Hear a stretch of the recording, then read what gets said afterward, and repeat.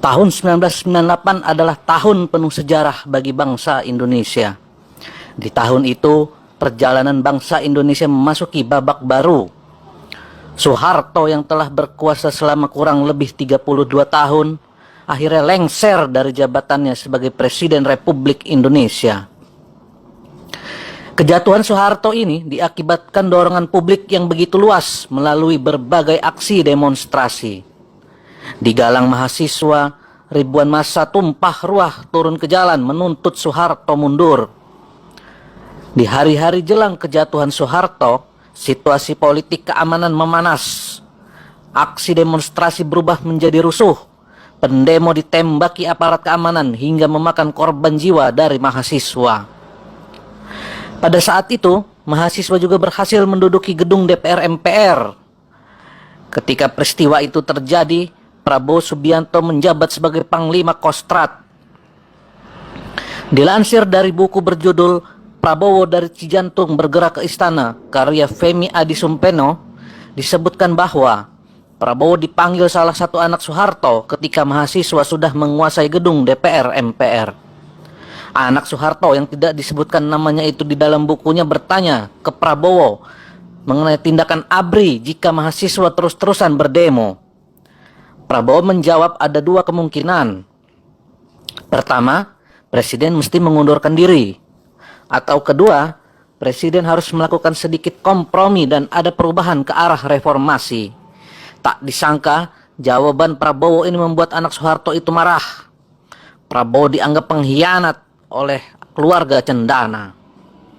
Tidak hanya itu, tuduhan Prabowo sebagai pengkhianat ini juga disebabkan beberapa hal lain, yaitu adanya pertemuan antara Prabowo dengan Habibie setelah kerusuhan Mei 98. Keluarga Cendana menuding pertemuan itu dalam rangka menyusun rencana menjatuhkan Soeharto. Padahal pada pertemuan itu, Prabowo mengaku membicarakan cara terbaik menenangkan kekerasan dengan Habibie. Prabowo mengatakan tak masuk akal dirinya ingin menjungkalkan Soeharto karena dirinya adalah bagian dari rezim Soeharto. Menurut Prabowo, jika Soeharto berkuasa lebih lama lagi, tentu dirinya akan diuntungkan secara karir militer. Dirinya bisa meraih bintang 4 dengan menjadi Panglima ABRI saat itu. Karena itu, menurut Prabowo, tak mungkin dirinya menyulut kerusuhan untuk menjatuhkan Soeharto. Tanggal 20 Mei 1998, satu hari sebelum Soeharto mengumumkan pengunduran dirinya, ada rencana aksi sejuta orang di Monas yang digalang Amin Rais. Prabowo dan Kiflan Zain melakukan manuver untuk menggagalkan aksi tersebut. Kiflan Zain memerintahkan pasukannya membawa senjata dengan peluru tajam untuk menghalau massa. Kiflan Zain juga mengerahkan tank dan panser di pusat-pusat kota. Ia memerintahkan pasukannya untuk melindas siapa saja yang memaksa masuk Monas. Aksi sejuta orang itu pun urung dilaksanakan. Lepas maghrib, Prabowo mendatangi Habibie.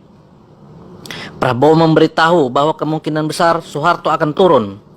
Setelah itu, Prabowo yang masih mengenakan seragam loreng tentara beranjak ke kediaman Soeharto di Jalan Cendana. Prabowo mengira bakal dipuji oleh mertuanya itu karena berhasil menggagalkan aksi sejuta orang di Monas. Di ruang keluarga, Soeharto terlihat sedang duduk bersama Wiranto dan anak-anaknya.